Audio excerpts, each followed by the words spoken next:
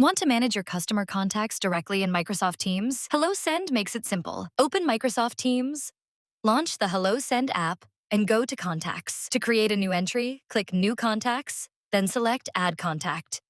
Enter the customer's name, email address, phone number, and assigned user. Then click Save. Need to add multiple records?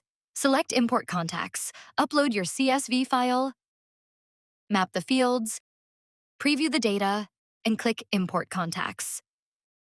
To quickly find the right customer, use the search box or apply filters. You can also save frequently used filters as segments for easy access. When you're ready to start a conversation, open the customer's profile, choose SMS or WhatsApp, type your message or select a template, and click Send. That's it. You now know how to create, import, organize, and communicate with your customers using HelloSend in Microsoft Teams. Thanks for choosing HelloSend.